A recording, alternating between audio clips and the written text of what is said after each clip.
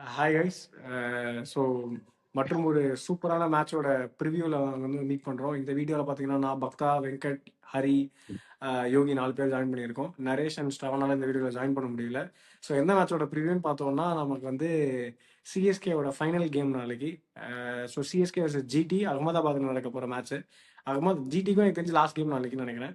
So ஒரு நல்ல மேட்சாக இருக்க போகிறது இல்லை, ஒன் சைடாக தான் இருக்க போகுது. இந்த மேட்சோட பிளேயிங் லெவன் என்ன, மேட்சப்ஸ் என்னவா இருக்கும், ப்ரெடிக்ஷன் என்ன அப்படிங்கிறது இந்த வீடியோவை பார்க்கலாம். இந்த வீடியோ போடுறதுக்கு ஒரு சின்ன அப்டேட் என்னன்னா, சிஎஸ்கேக்கு இன்னுமே ரொம்ப ரொம்ப ரொம்ப ஸ்லைட் குவாலிஃபிகேஷன் சான்சஸ் இன்னுமே ஓப்பன்ல இருக்கு. ஆன் திஸ் நோட் நம்ம வந்து இந்த வீடியோ ஸ்டார்ட் பண்ணுவோம். சொல்லுங்க, பிளேயிங் லெவன் எப்படி இருக்கும்? பிளேயிங் லெவன்லாம் பெரிய சேஞ்ச் இருக்காது. இல்ல ஜிடி வந்து அந்த சாய் கிஷோர் இது பண்ணிட்டு பிரசித் கிருஷ்ணா எடுத்துட்டு வருவாங்க. அவ்வளவுதான் எனக்கு தெரிஞ்ச ஒரு சேஞ்ச் தான் இருக்கும்னு நினைக்கிறேன். சிஎஸ்கே சைடுல அப்படிதான் ஆடுவாங்க. சிஎஸ்கேல ஒரு சேஞ்ச் நான் எக்ஸ்பெக்ட் பண்றேன். யாருன்னா அகில் ஹுசைன்.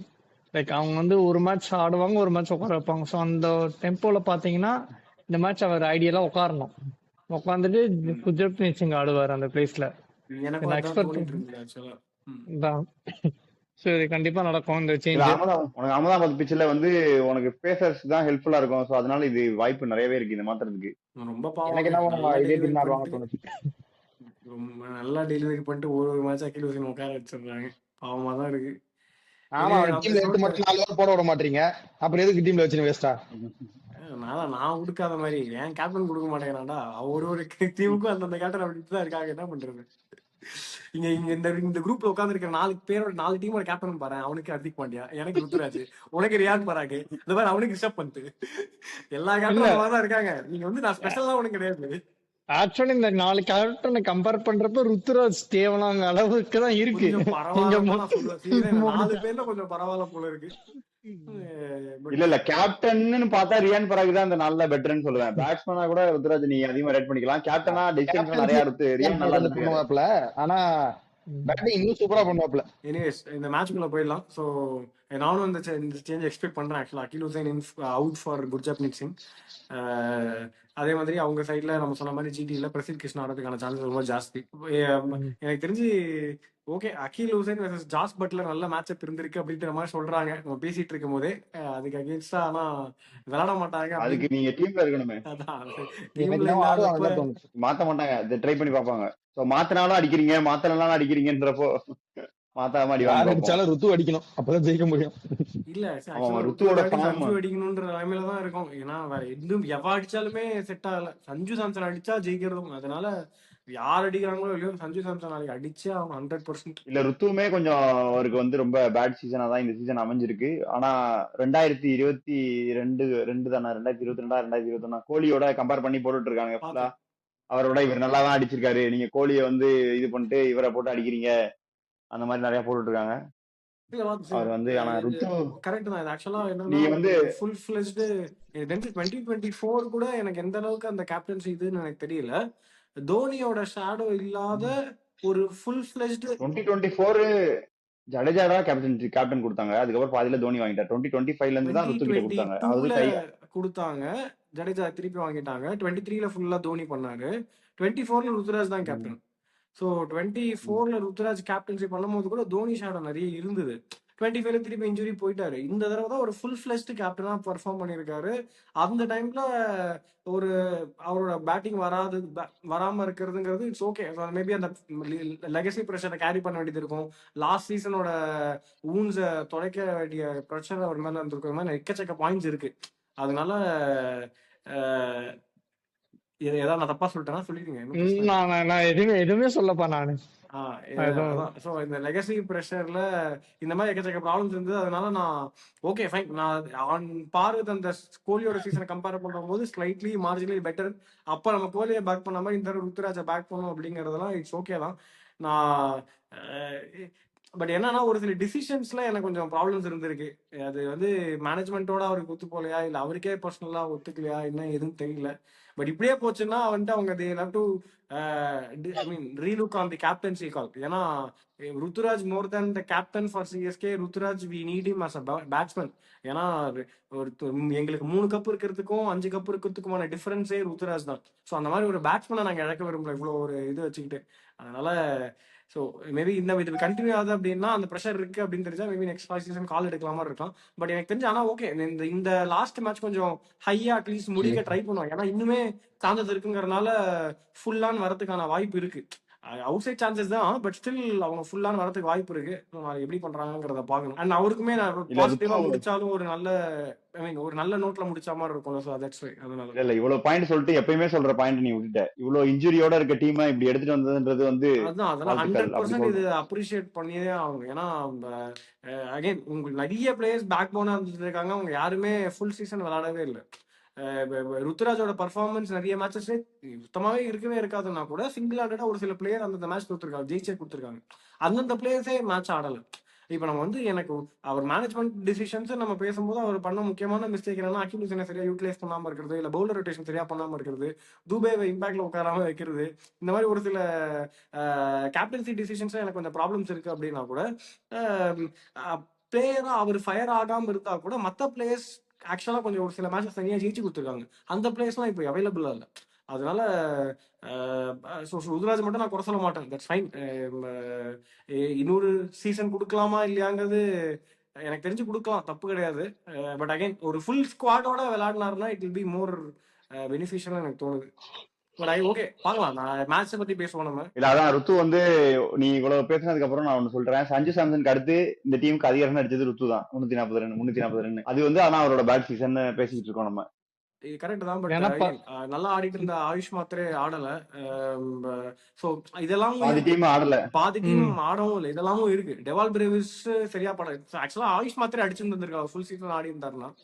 அவர் மேபி உருவில் பட்டியல முன்னாடி ஆட ஆரம்பிச்சிருந்தாருன்னா அவரே கூட அடிச்சிருந்திருப்பாரு. ஸோ நான் சொல்லலை, நான் மற்ற பேட்ஸ்மேன் ஸ்டெப் அப் பண்ணலங்கிறத நான் சொல்லல. இது ருத்துவோட ஸ்டாண்டர்டுக்கு இது இல்லை, அது 100% இது. அதனால தான் அது நான் சொல்றேன். இது மேபி ருத்துராஜ் இது கேப்டன்சி ப்ரெஷர்னால அது அஃபெக்ட் ஆகாத தெரியல. But more then Ruturaj being captain, Ruturaj being proper batsman is more imperative for CSK. Maybe அது நெக்ஸ்ட் சீசன்ல வந்துருவாருன்னு நினைக்கிறேன். வரக்கூடிய பிளேயர் தான், நல்ல டேலண்டட் யங்ஸ்டர். ஸோ நான் ஃபுல் ஆன் பேக் பண்றேன். பார்க்கலாம் வேற என்ன. ஜிடியில எனக்கு தெரிஞ்சு என்னதான் நீங்க முக்கி 200 அடிச்சீங்கன்னா யோசிக்கலாம். ஆனா நீ போன மேட்ச் கேகேஆர் அகைன்ஸ்ட் அவங்க அடிச்சதை பார்த்தா நீங்க 240 அடிச்சாலும் சேஃப் ஸ்கோர் இல்லங்கிற மாதிரி தான் இருக்கு. அவங்க அடிக்க போறாங்க, தாறுமாறா அடிக்க போறாங்க. எனக்கு தெரிஞ்சு ஆரம்பத்துல நம்ம பேசிட்டு இருந்த மாதிரி ஃபார்முலா பேட்டிங்லாம் ஜிடி ஆடல, அவங்க ஃபுல் ஆன் போறாங்க.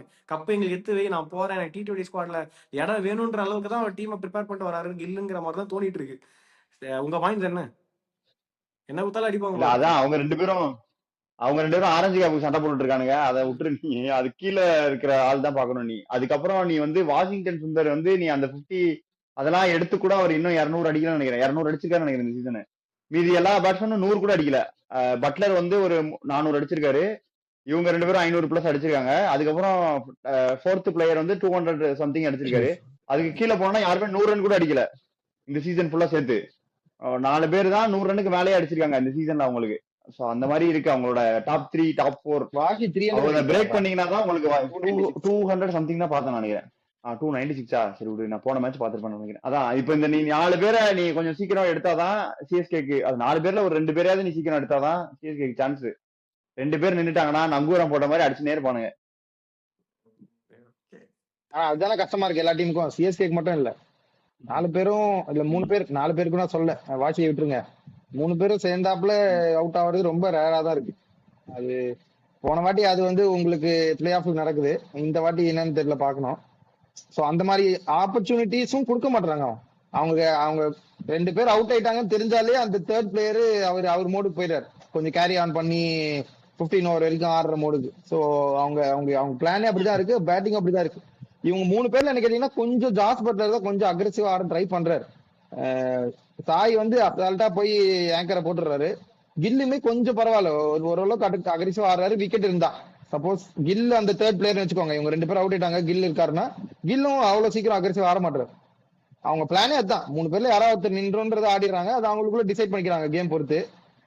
ஆனா 3 பேரும் சேர்ந்த மாதிரி இன்னும் ஃபெயில் ஆகலன்னு நினைக்கிறேன். 3 பேர் சேர்ந்தா ஃபெயில் ஆகல. உனக்கு கில்லும் பட்லரும் அவுட் ஆயிருக்காங்க, சாய் சுதர்சன் பட்லர் அவுட் இருக்காங்க. அதான் அந்த 100 ரன்னு தோத்தான். அதுக்கப்புறம் நான் அடிச்சு போவேன்னு சொல்லிட்டு ஃபுல்லா எல்லாத்தையும் அடிச்சு எவன் வந்தாலும் விட்டுவேன்ற மோடுக்கு போயிட்டான். அதுக்கப்புறம் பவுலிங்லயும் சரி பேட்டிங்லயும் சரி ரபாடா தொண்டைக்கு போடுறான், இல்லாட்டி இவனுங்க போட்டு அடிக்கிறானுங்க. அந்த மாதிரி மோடுக்கு பீஸ்ட் மோடுக்கு மாத்திட்டானுங்க அவனுக்கு. போயிட்டு அவனுக்கு 100 ரன்ல ஜெயிச்சு திரும்ப அகமதாபாத் இல்ல, நம்ம இன்னும் மெயினான விஷயத்த பேசிட்டு இருக்கோம். அகமதாபாத்ல போய் அவங்கள இது பண்ணணும், அவங்களோட ஃபார்முலாவை பிரேக் பண்ணணும். என்ன வச்சிருக்கீங்க பக்தா பிரேக் பண்றதுக்கு? என்கிட்ட ஒன்றும் இல்லை, பாக்கெட்டை திறந்தா இப்படி இப்படி காட்டுற மாதிரி தான் இருக்கு என்கிட்ட. ஒரு பவர் பிளேல ஸ்பென்சர் ஜான்சன் ஆக்சுவலாக சூப்பராக போடுறாரு. நான் வந்து டீம்ல இருந்து கிரெடிட் எடுத்துக்கவே விரும்பல. ஸ்பென்சர் ஜான்சன் நல்லா போடுறாரு, முகேஷ் சௌத்ரி பயங்கரமா போடுறாரு. பட் சி எங்க பவர் பிளே பவுலிங்கை விட அவங்க power play bowling for for for for better. அவங்க வந்து ஆல்மோஸ்ட் 26 விக்கெட்டுக்கு மேல எடுத்துட்டு இருக்காங்க போல இருக்கு. இப்போ 10 மோர் தேன் சிஎஸ்கே. ஸ்டார்ட் பார்த்து தான் நான் சொல்றேன். இது வந்து அகைன் ஃபார் மோர் பெட்டர். அதனால நாங்க எவ்வளோ ஃபுல் கன்ஸ் பிளேசிங்கா போனாலுமே அவங்க எங்களை விட பெட்டரா இருக்காங்க. அண்ட் அவங்களுக்கு வந்து 3ல அவங்க 2 விக்கெட் எடுத்தாலே எங்களுக்கு கஷ்டம். ஏன்னா இன்னொருத்தர் வந்து அடிச்சிடுறாங்க. எங்களுக்கு ஒரே ஆள் நீங்க டாப்ல எடுத்து கட்டி விட்டீங்கனாலே எங்களுக்கு மொத்த பேட்டிங் ஆர்டர் ஒரு மாதிரி சரிச்சிடும். போன மேட்ச் வந்து டெவால் பேவிஸ் கொஞ்சம் பார்த்து அடிச்சு நடுவில் கார்த்திக் சர்மா ஒரு டீசென்ட் இன்னிங்ஸ் ஆடினால தான் 180 வந்தது. இந்த அகமதாபாத் பிச்சில் அதுவும் சேப்பாக்கலாம் நான் சொல்றேன். அகமதாபாத் பிச்சில் அது இனிமேல் ரொம்ப டிஃபிகல்ட்டா இருக்கும்னு நினைக்கிறேன் அவங்க பேட்டிங்கை பொறுத்த வரைக்கும். ஸோ எப்படி ஆட போறாங்க அப்படிங்கறதெல்லாம் தெரியல. ரொம்ப மோஸ்ட் இம்பார்ட்டன்ட்லி ஒரே ஒரு விஷயம் என்னன்னா, லாஸ்ட் மேட்ச்ல சேப்பாக்கில் நடந்த மேட்ச்ல ருத்துராஜ் அவர் ஒரு விக்கெட்டை விடவே இல்லை. அவர் வந்து 20 ஓவர்ஸுமே ஆடினாரு. ஆனா 10 ஓவர் பேட்டிங் ஆடி இருக்காரு, 74 ரன் தான் அடிச்சிருக்காரு. 35 பால்ஸ்ல ஒரு பவுண்டரி கூட அடிக்கல. அவர் விக்கெட் எடுக்காம இருந்தாருங்கிறது தான் வந்து அதுல ஒரே ஒரு பாசிட்டிவ் விஷயம். அதை தாண்டி விக்கெட்டை மட்டும் தானே விடலாம், மற்ற எல்லா பாலையும் விட்டாடா அப்படின்ற மாதிரி ஒரு இன்னிங்ஸ் தான் இன்னைக்கு ஆடினாரு. பட் ஒரே ஒரு டேக் அவே என்னன்னா, கொஞ்சம் பார்த்து ஆடுறாரு ஜிடி பவுலர்ஸ். அதை கண்டினியூ பண்ணாங்கன்னா ருத்துராஜ் கொஞ்சம் நல்லா பர்ஃபார்ம் பண்ணுறதுக்கான சான்சஸ் இருக்கு. கண்டிப்பா எனக்கு தெரிஞ்சு ரபாடா வந்து சஞ்சு சாம்சன் விக்கெட் எடுத்துருவாருங்கிறது எனக்கு தோணுது. அப்படி ஒருவேளை பவர் பிளே தாண்டிட்டோம்னா எனக்கு கண்டிப்பா ஹோப்ஸ் இருக்கு, கொஞ்சம் ஆடலாம் பார்த்து அப்படின்னு. நீ பவர் பிளே தாண்டிட்டனா அவனுங்க நீ என்ன 2 பவுலர் தான் நிறுத்திருக்க, அடுத்து 3 பவுலர் வச்சிருக்காங்க. Prasidh Krishna, Jason Holder, Rashid Khan. 3 பேருமே டாப் 10 விக்கெட் டேக்கர்ஸ். டாப் 15ல இருக்காங்க. 10ன்னு சொன்னா கரெக்டா இருக்காது, 15ல இருக்காங்க. கரெக்ட். யாராவது வந்து விக்கெட் எடுத்துட்டே இருக்கிறதுக்கு அவனுக்கு பவுலர் வச்சிருக்காங்க. பட் சஞ்சு சாம்சன் வந்து ஒரு டிஃப்ரெண்ட் கிரேட்ல ஆடுவார். ஆஃப்டர் பவர் பிளே அவர் தாண்டிட்டாருலாம். அந்த அளவுக்கு நான் பவர் பிளே தாண்டி இந்த மாதிரியான ஆக்சலரேஷன் இந்த டோர்னமெண்ட்ல வேற எனக்கு தெரிஞ்சு விராட் கோலி பண்ணி நான் பார்த்தேன். 2 மேட்ச் வந்து வைபவ் சூரியவன்ஷி அதுக்கப்புறம் பவர் பிளேக்கு அப்புறம் ஆடின மேட்சஸ்லாம் அந்த மாதிரி அவர் ப்ராப்பரா ஆடி நான் பார்த்தேன். பட் ப்ராப்பரா ஆங்கர் பண்ணி இன்னிங்ஸ் ஆடி எடுத்துட்டு போற மாதிரி அந்த மாதிரி ஒரு பிளேயர் அந்த கிரேட்ல சஞ்சு சாம்சன் ஒரு லிஸ்ட்ல இருக்காரு. அவர் பவர் பிளே தாண்டாருன்னா ஒரு டிஃபரெண்ட் கிரேட்ல அவர் ஆடுவார். அதனால நான் இங்க சஞ்சு சாம்சன் நான் பேக் பண்றேன். ஸோ அதான் அவர் அங்க பவர் பிளே தாண்டி ஆடுறதுங்கிறது ரொம்ப இம்பார்ட்டன்ட். அதான் நவாடா தாண்டாலே போதும் எனக்கு தெரிஞ்சு. ஸோ அதுதான் ரொம்ப இம்பார்ட்டன்ட் அந்த இடத்துல. ருத்துராஜ் இன்னொரு இன்னிங்ஸ் ஆடணும், பட் ஸ்லோவா ஆடாம இருக்கணும். இல்ல ரபாடான்னு சொல்றீங்க, அந்த பக்கம் இன்னொருத்தர் 140 டாட் பால் போட்டு ஒருத்தர் வெயிட் பண்ணிட்டு இருக்காரு. இவரோட அவர் பயங்கரமா போட்டுட்டு இருக்காரு. விக்கெட் சொல்லல அவருக்கு. சிராஜ் விக்கெட் அவருக்கு என்ன பண்றீங்க? காரணமே சிராஜ் தான். என்ன பிரஷர், நார்மல் பிரஷர் கிரியேட் பண்றாரு பேட்ஸ்மேன் மேல. எனிவே எனக்கு தெரியல, இது வந்து நான் வந்து ஃபுல் அவன் சிரிச்சுனே இருக்கான். நான் என்ன சொன்னாலும் பரவாயில்ல, அவங்க ஃபுல் பவர் பிராக்டிஸ் கார்டு இது கிடையாது. பவர் பிராக்டிஸ் கார்டு இது கிடையாது. நான் எக்ஸ்பெக்ட் பண்ணது ஒரு ஒன் சைடு கேமா தான் இருக்கும்ட்டு. பட் எங்க ஃபுல்லஸ்ட் பொட்டன்ஷியல் இருந்தா நம்ம ஃபைட் கொடுப்போம், ஜெயிப்போம்னு சொல்லல, ஃபைட் கொடுப்போம் அவ்வளவுதான். இல்ல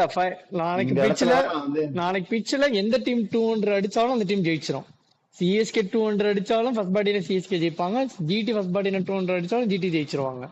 ஸோ நீ பிளஸ் உங்க கோச்சை கொஞ்சம் டார்கெட், சும்மா டார்கெட் ஆச்சு கொஞ்சம் மேலேத்தி வைக்க சொல்லலாம்.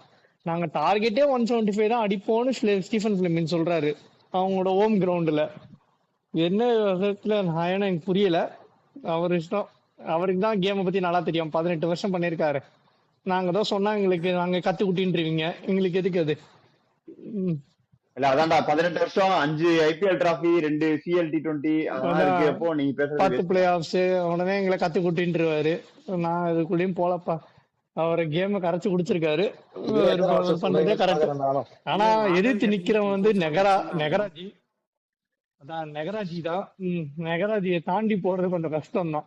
நெகராஜி ஜிடி பிளே ஆஃப் மிஸ் பண்ணிருக்காங்க இது வரைக்கும். 2021ல தான் ஆடிருக்காங்களா, 2ல தான் ஆடிட்டு இருக்காங்களா?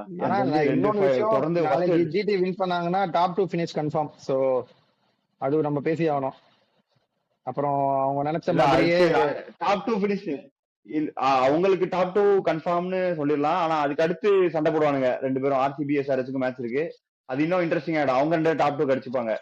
சோ வந்து ஜிடிக்குமே இது ஒரு முக்கியமான மேட்ச் தான். டாப் 2ல முடிச்சு குவாலிஃபயர் 1ல போகணுன்றது. இல்ல டாப் ஆர்சிபி 3ல கன்ஃபார்ம் டாப் 2 தான் நினைக்கிறேன். ஆர்சிபி கன்ஃபார்ம் டாப் 2 தான். RCB confirm. அவங்க ரன் ரேட்டுமே அதிகமா தான் இருக்கு. RCB confirm. ஜிடில எஸ்ஆர்ஹெச் தான். நாளைக்கு ஜிடி வின் பண்ணாதான் நீங்க எஸ்ஆர்ஹெச் அடுத்த பாயிண்ட்டுக்காக யோசிக்க முடியும். அதுக்காக சொல்றேன். நாளைக்கு ஜிடி கன்ஃபார்ம் வின் பண்ணி டாப் 2 போகணும்னு தான் யோசிப்பாங்க. அப்பயுமே எஸ்ஆர்ஹெச்சுக்கும் ஜிடிக்கும் கொஞ்சம் தான் டிஃபரன்ஸ் ரன் ரேட் படி பாத்தீங்கன்னா. ஜிடி மேல இருக்காங்க. பட் இருந்தாலுமே அது ஜிடிக்கு நாளைக்கு ஒரு குரூஷியல் கேம் தான். Top 2 finish. சரி, ஏதாவது மேட்ச் அப் இது ரபாடா சிராஜ் விசஸ் சாம்சன் தவிர வேற ஏதாவது மேட்ச் எதிர்பார்க்கறீங்களா? ஆக்சுவலா சிராஜ் 100 ரபாடா பார்க்கணும். 2 100 பேருமே வர்சஸ் பட்லர். 100 versus பட்லர். 100 விசஸ் பட்லர். பட்லர். நரேஷ் வந்து ஸோ ஆனா இப்ப வீடியோல ஜாயின் பண்ணல. ஆனா அவர் வந்து 2023ல அவங்க கடைசி மேட்ச்ல பெங்களூர் அடிச்சு குவாலிஃபயர் ஆடி அந்த மாதிரி போகும்னு எதிர்பார்த்துட்டு இருக்காரு சிஎஸ்கே.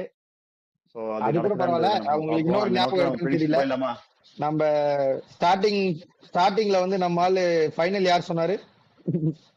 CSK versus MI. இன்னும் நம்பிட்டு இருக்காரு போன வாரம் வரைக்கும். விழுந்த அப்புறமும் சொல்லிட்டு இருக்காரு. அதான் இப்ப நாளைக்கு ஆக்சுவலா சிஎஸ்கே தோத்துட்டா சிஎஸ்கேக்கு ஒரு விழுந்துரும். பாப்போம். ப்ரெடிக்ஷன் போயிடுவோமா? வேற ஏதாவது பாயிண்ட்ஸ் இருக்கா? ஸோ நான் அகைன் அப்ப நீ CSK, Shravan CSK, Naresh CSK, 3 CSK. Boys நீங்க 2 என்ன? நான் ஜிடி. ஜிடி போக போறேன் எனக்கு தெரியும்டாடி. ஏன்டாடி இதெல்லாம் ஒரு கேள்வி? இதெல்லாம் இல்ல போய் நீங்க சொல்றதே தப்பு. சிஎஸ்கே போறதா சொல்லிட்டு இருக்கேன். நினைக்கிறேன் நான் சிஎஸ்கே பக்கம் போலாமான்னு நினைக்கிறேன். போக மாட்டடா நீ. நினைக்கிறியா சொல்றியா? ஒரு முடிவுக்கு வா. சார் நான் ஜிடி தான். நான் வந்து இப்ப நீ ஜேமி ஓட்டன் வச்சிருந்தாலே நான் ஜிடி பக்கம் தான் போயிருப்பேன். நீ ஜேமி ஓட்டன் வேற இல்ல. அவர்தான் அந்த ஹார்ட் வின்ஸ் போற பவுலர் உங்களுக்கு அந்த பிட்ச்ல.